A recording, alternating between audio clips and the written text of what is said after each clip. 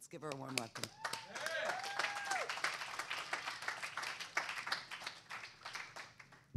Hi. Okay. By a quick show of hands, how many people in this room have introduced somebody to the concept of a resource-based economic model, and as a result, you received a response of sincere gratitude from the person? You were told, "Thank you for sharing this with me." Okay, good. Well, I don't know how many of you have actually shared. How many of you have shared this with other people?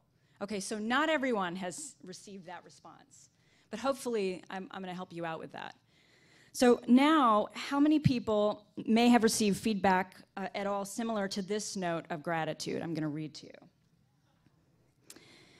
I just want to thank you for posting the Facebook status, "Wake up, you ignorant sheeples, before we all die,"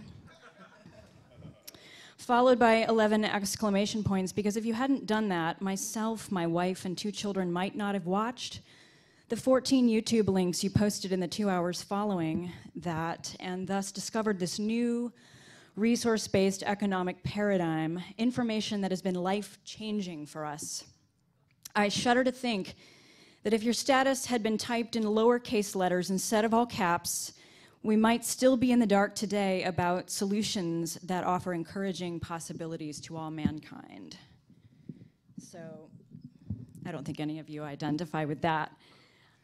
Fortunately, and this is not a real post, but unfortunately, it was modeled after some people's real posts. No one here, I'm sure. And I bring this up as an extreme example of how our strategy for communicating information has a direct impact on whether or not someone is open to considering the information you have to offer.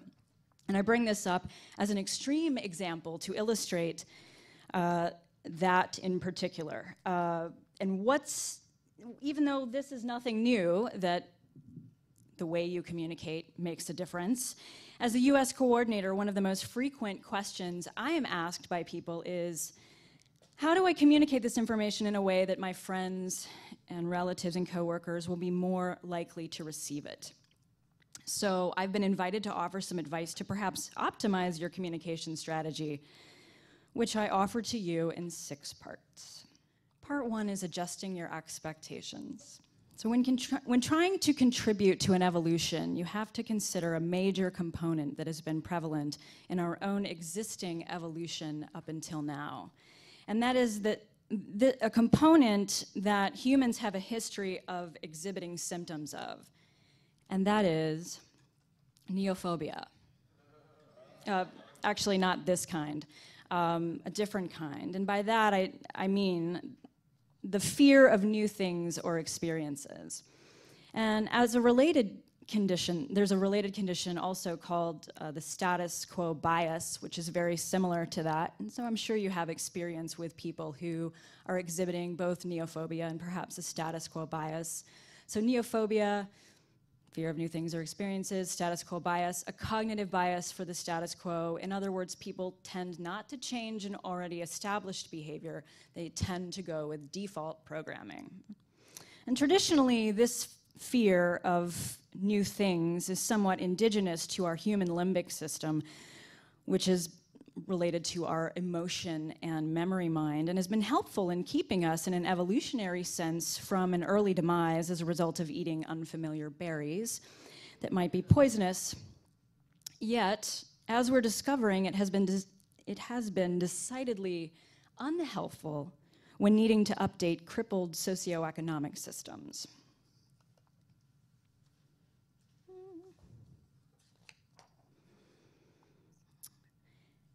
And so here are some potential causes of neophobia and status quo bias: risk aversion, regret avoidance, transactional costs, and psychological commitment or learning curve.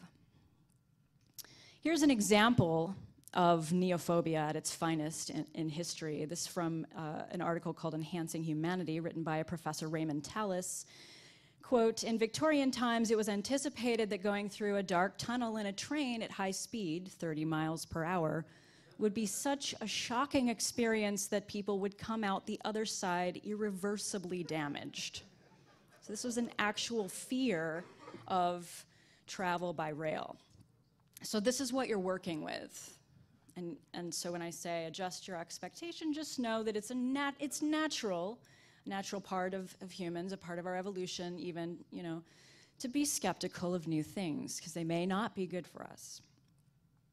Knowing this challenge, how can we enhance our communication strategy to be more effective? And to answer this question, we can look to other information about human behavior for clues. So I'm going to ask you this. Can you guess the most addictive human behavior? No, it's not cigarette smoking.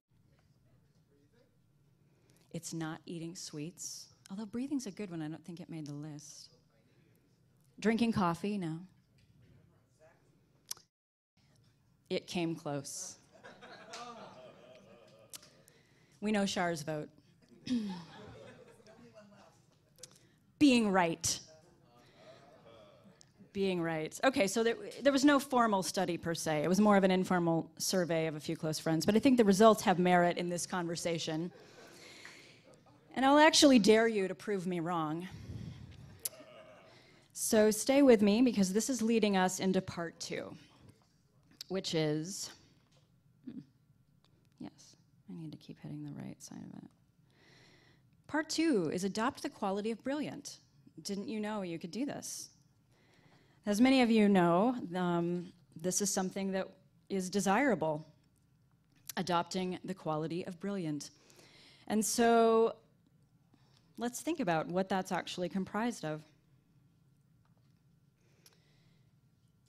Maybe this is something you've heard or perhaps said about someone, an author or a speaker that you have thought was brilliant. This guy or gal is saying some of the same things I've been telling people for years. He or she puts it all together so well. He or she is therefore brilliant. Do you see the connection? Right? So if you were to go to that in your mind, you might have even said that about Peter Joseph, as I know many of you here are perhaps here as a result of watching his movies. I hear this said about him all the time. I had this thought about him at the time.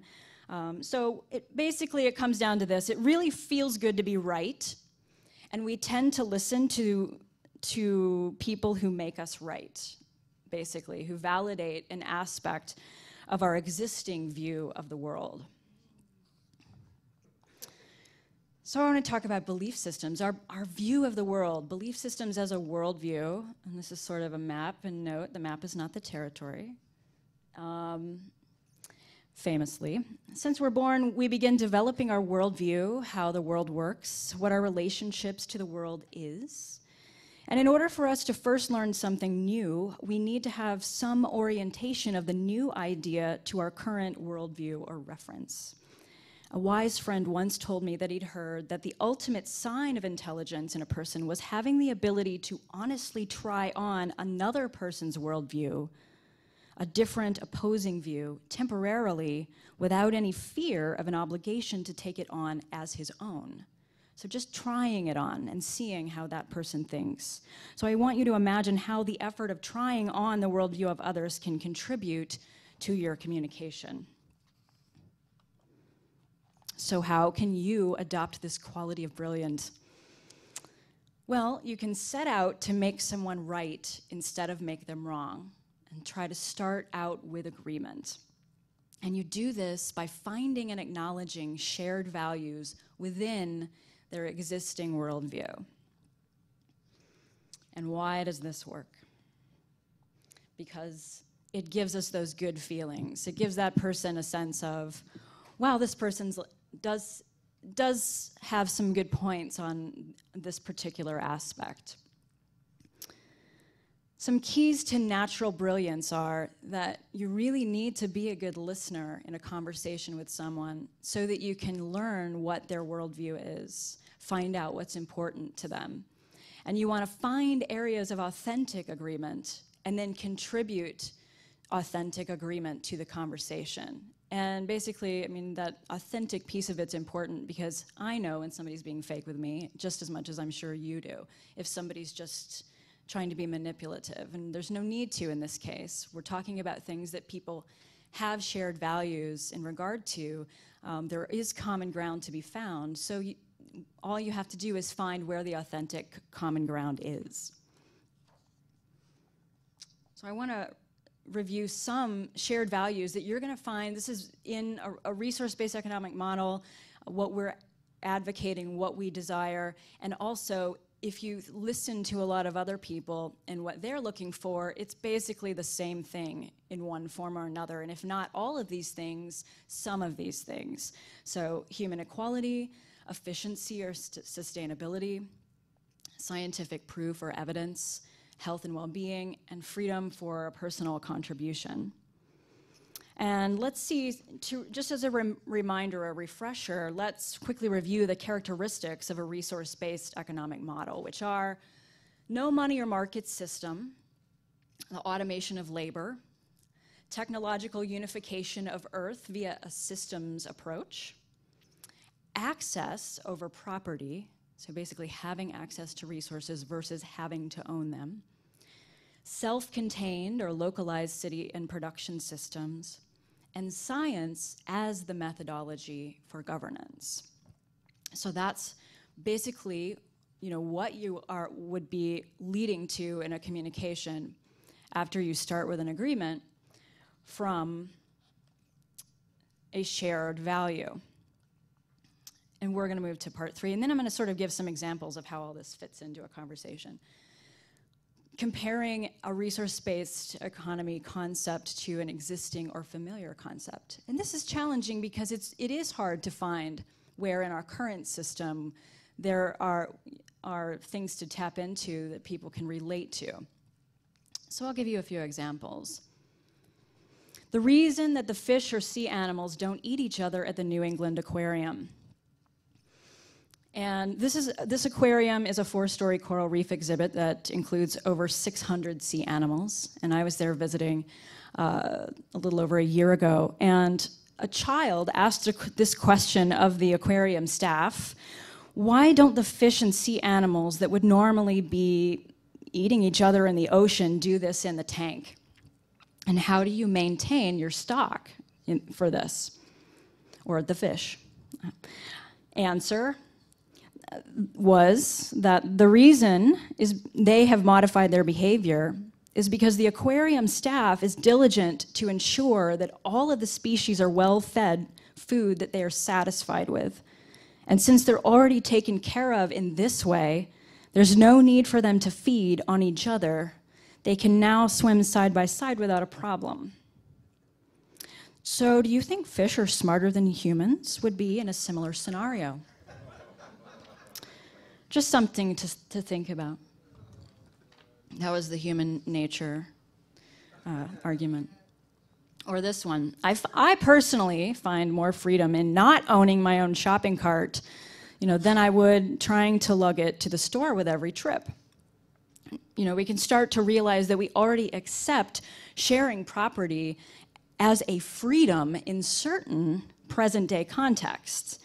So that makes it easier to consider that an idea could be expanded upon with an improved outcome. So then you might think, well, are there other ways in which this might be useful, that we would be sharing resources where we need them and not needing to own them? Not, that there's actually more freedom in that concept. And we embrace that. I don't know anybody that would say, no, I have to have my own shopping cart. This is ridiculous. So food for thought. Also, children offer a great example of how humans might behave when they aren't required to have jobs. Notice they don't usually have much paperwork represented in their play. And there was probably no call to the insurance company to check coverage details. We can learn so much from little people. But they do play to be helpful with each other, and it is a sense of work, except it's work that they're enjoying. They would love to be doing that for real. It's an adult thing to do. But it's not something, their kids they're playing. I don't know how many people's kids just sit around and watch football all day long, and they never leave the house. at this age, although maybe that would be more convenient for some parents, no, they're pretty active. So I think they offer a good example when people say, but, you know, isn't everybody going to be lazy if there aren't any jobs? Part 4 is to make use of the Socratic method, aka, otherwise known as, ask questions, and really listen for the answers. Asking questions encourages critical thinking on the part of both parties. But in order to really be effective, you need to actively listen for the answers to questions and then formulate a new response based on those answers instead of just waiting for your turn to speak. So in order to kind of illustrate these, I'm going to give you some examples of communication exchanges based on real things that have come up of people who, after you sort of introduce the concept of a resource-based economy, or maybe they just watched one of Peter's films, they have different kinds of reactions to them. So I'll give you some examples. You know, won't everyone be just as lazy in a resource-based economy? So you ask yourself, what are the shared values or concerns behind this response? And that's really what you want to look for. Human equality. It would be unfair for some people to be doing work or not contributing and just benefiting. I think that's kind of the view, so that human equality. And also that plays into sustainability. If everybody was just lazy in an RBE, like, you know, what would really get done? What would really happen? Would that be any place I'd want to live? And of course, you here are people that already get this, but this is just trying to tap into how you might respond to this in a way that's tapping into those shared values. So you might, again, I suggest a response that includes the shared value acknowledged and starting with agreement. I agree, in order for this new system to sustain itself, you can't have one group benefiting over another group. It has to be a fair system where everyone is reaping equal benefits. And what I actually like about an RBE model is that the issue of equality is addressed in the design. The idea is to reduce human labor using an efficient system of design and technology so that the necessary jobs that no one enjoys become completely automated. And this leaves jobs that people enjoy, like teaching, creating art, creating music, developing technology, gardening, work that most would not require a rigid, stressful schedule, or that could be shared in shifts, perhaps, with others to allow for family and social time. And then I would pose a question. Do you feel that in that scenario, people would still choose to lay around instead of making a pleasurable contribution? So that's just one example of how to approach that particular person to open up the conversation. Another one is, but technology hasn't improved life, it's made things worse. So I like to think of what might be the shared concerns or values behind this kind of a response. Well-being, because we know that technology today replaces jobs, which are tied to income, which causes people to have a lower standard of living. So there is a concern for well-being underlying that statement. And making a personal contribution. Also, it may be when they say it's made things worse, the evils that technology is used for, such as in warfare. So a response might be, I agree, there's a lot of technology in existence today that does more harm than good. Military weapons are a prime example, in addition to machines stealing jobs from humans and thus taking away needed income. However, in a resource-based economic model, the need for weapons to secure land or resources becomes obsolete.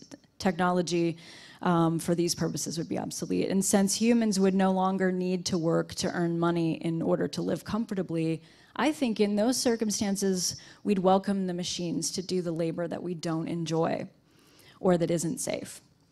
And then imagine what good things could be done by machines if no money, or money wasn't in existence, or money is no object. Also, to give a current example, if you're tying it into an example of where technology can be used for really amazing things, technicians are already in the process of perfecting technology that allows for the printing of vital human organs, such as kidneys. And that's just one example. But, you know, it took a tremendous advancement to get there in technology. So do we really want to all lump it into evil and bad? So these are some things that you can bring up in that conversation. As a Christian, I think we need to take into account God's will as a response. So the shared values or concepts behind this response. Could be human equality, could be well-being. As you're talking to the person, you can kind of get what that means to them. And so here's one way that you might approach it. Jesus is a great example of an advocate for a resource-based model, based economic model, per scriptures. So, for example, I was hungry and you gave me something to eat. I was thirsty and you gave me something to drink. I was a stranger and you invited me in. Matthew 25:35. Note that he doesn't say you gave me a great competitive discount on these things. So it is within.